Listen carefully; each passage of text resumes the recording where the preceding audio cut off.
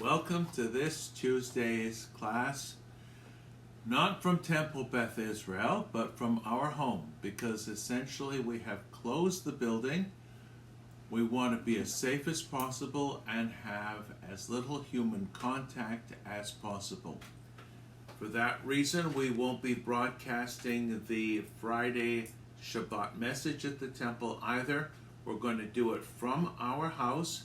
And hopefully everything is still in process and we're still learning to be able to zoom in some music. We're trying our best to provide as much as we can virtually to all of you. Some ideas have been thrown around, no promises yet, but even to continue the book group virtually. If that works, we'll send out notices and explain how we're going to do it.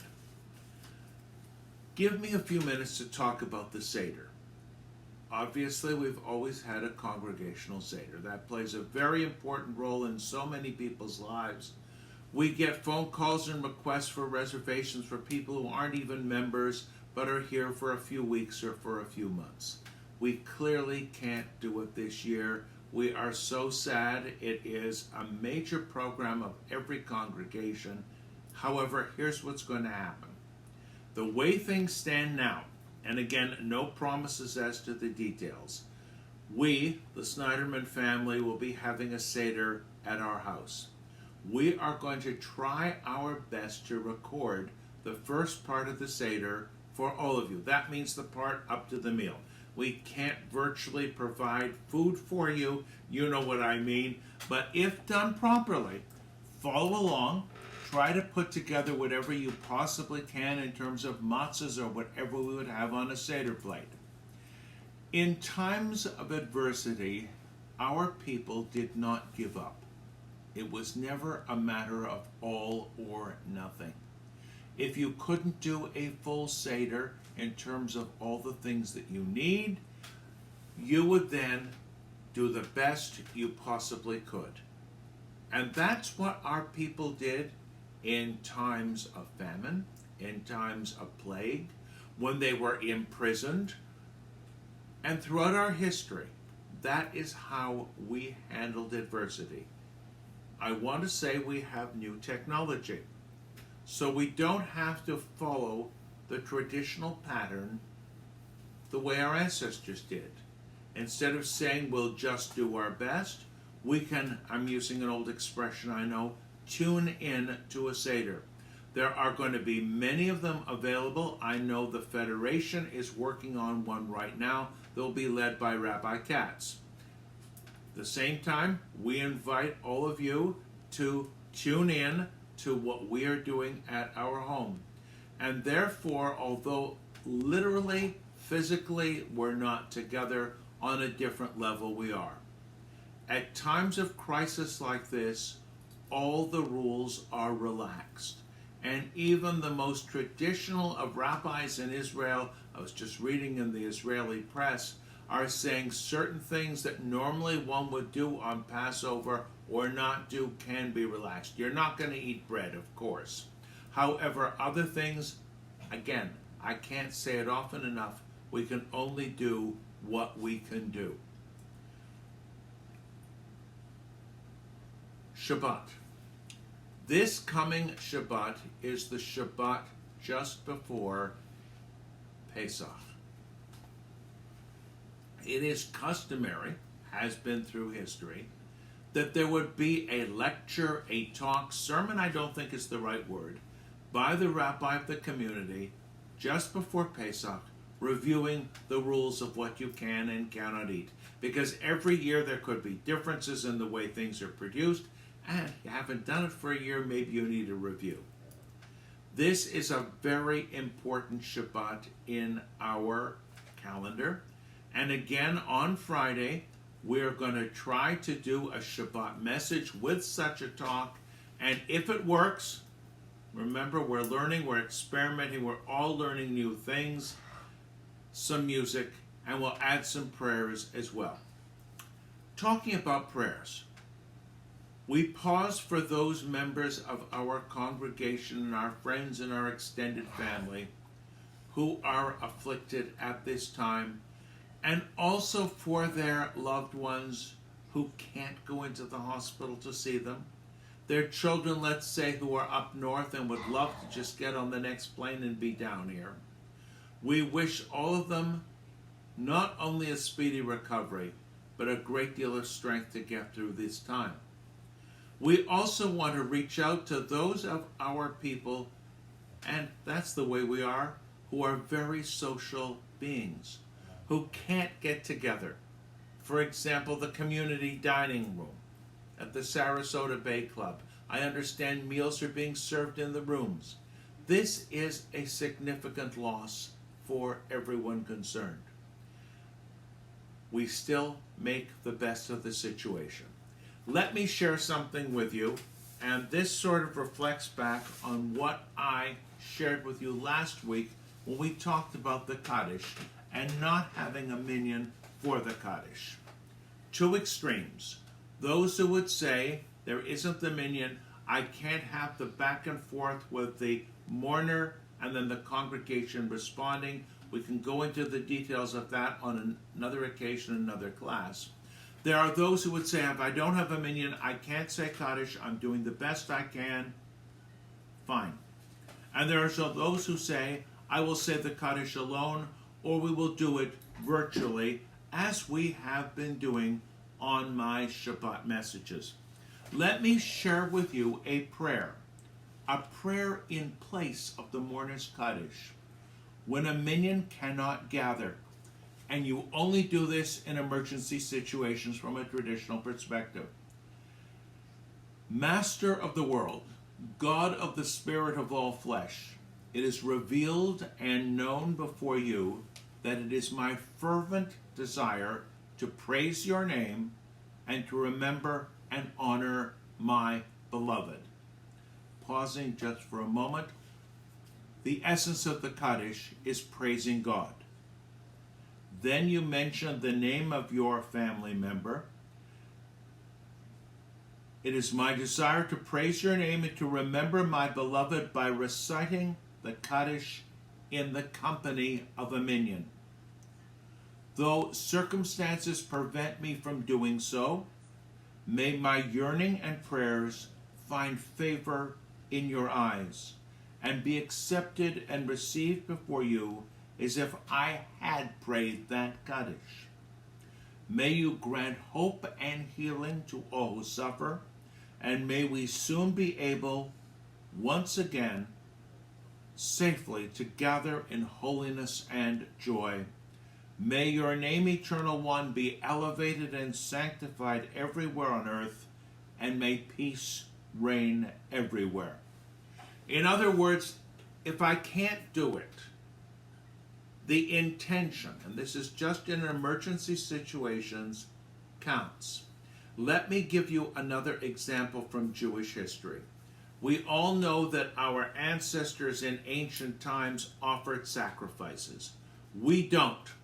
Some of us, I'll include myself, are very happy that we don't, and I do not pray for the restoration of the sacrifices as some of my more traditional friends might do. How then do they exist, one would say, without fulfilling the commandment in the Torah, page after page after page of details of sacrifices? I get challenges more often than not from Christians on this issue. Well, the simple answer is this. You're only allowed to offer sacrifices in the temple in Jerusalem. The Romans destroyed the temple. We can't do it. The challenge that comes from that, well, how then can you win God's favor? We win God's favor, if you're such a traditionalist, and remember I'm not, by remembering the sacrifices and reading the sections of the Torah that tell us about them. Now, I'm not saying we should take that traditional route. You and I, we shouldn't do that. I would not want to do it, and we've eliminated all of that from our Reformed prayer books. But it is interesting to look at our history and see the way our people coped with the destruction of the temple. They didn't say, it's all over, we have to give up.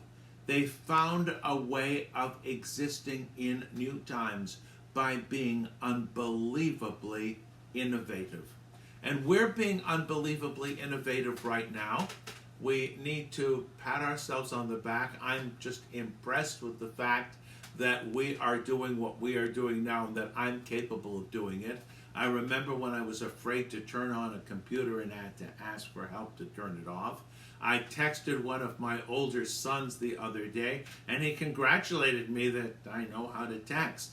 Well, that's part of life today. We need to be able to communicate in new forms. And the Jewish tradition, however much we want to be rooted in the customs of the past and respect them and honor them and see how they inspired us through the ages, still, we adapt to new situations, and by adapting, we continue as a people. We are learning at all times.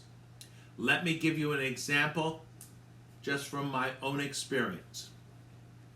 We recorded last week's Shabbat message, which we did on Friday. I don't have to tell you, I wanted to view it, to evaluate, to self-critical, to see where I could change things. And I noticed something distinctly, which I'm sure all of you have noticed, but not many have said much.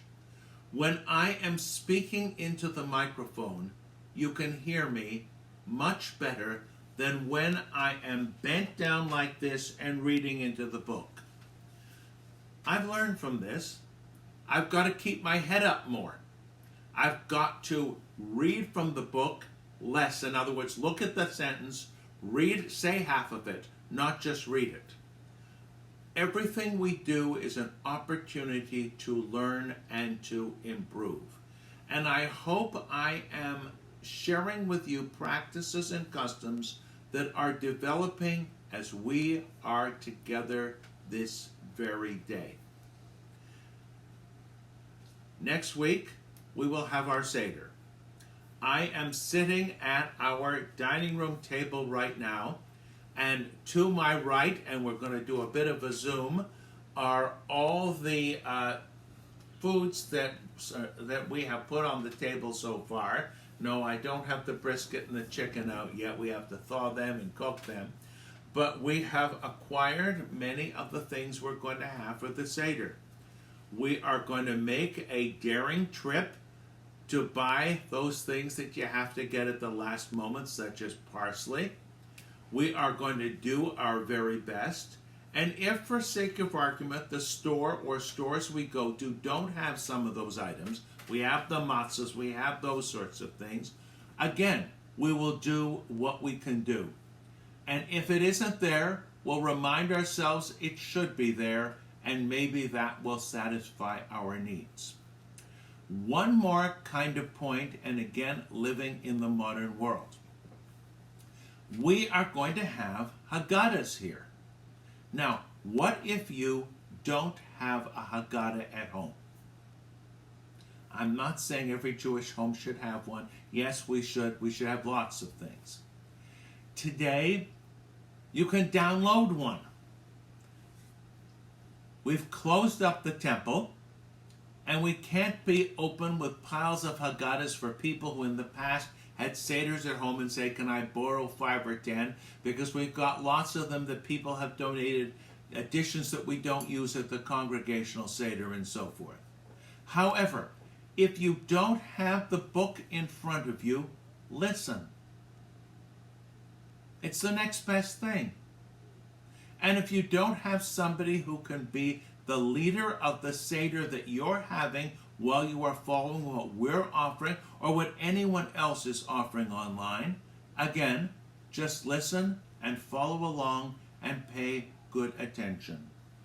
I hope these sorts of guidelines help us through a time where we won't say there isn't Passover this year. Yes, there is. And I'm repeating a few things that I said on Friday. No, a plague is not canceling Passover. Passover is still with us. We do what we can do under these circumstances. And to jump out of the Jewish world for one moment. I mentioned on Friday that as we drove over to Temple Beth Israel, going through St. Armand's, I noticed a marquee at a church saying, "Worship is canceled." Well, worship shouldn't be canceled. Maybe the formal worship where everybody physically gets together in one place is not a possibility. On the other hand, there is no reason why as individuals we can't continue to pray, to say the prayers that we have known through the ages, to add additional prayers.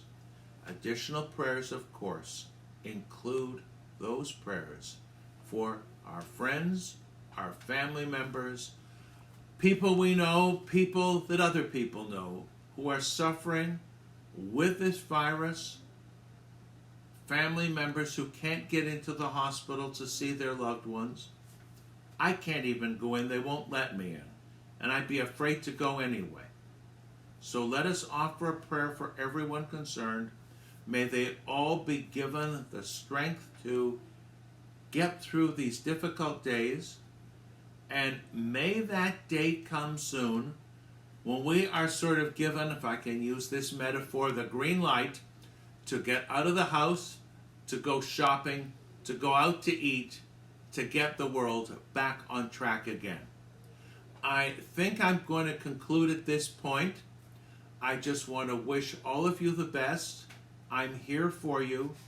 Don't hesitate, please don't hesitate to call me. My cell phone is in the directory. If I can't answer it, leave a message. Let me know what's happening. I've told everyone throughout the years, if something important is going on, I'd rather hear about it 10 times than not at all. Be well, be safe, wash your hands, take care of yourselves. I will do another one of these on Friday morning. I'm bringing everyone up to date on a couple of other things as well. We and my producer and director, Corin, we are going to experiment on other techniques later on today.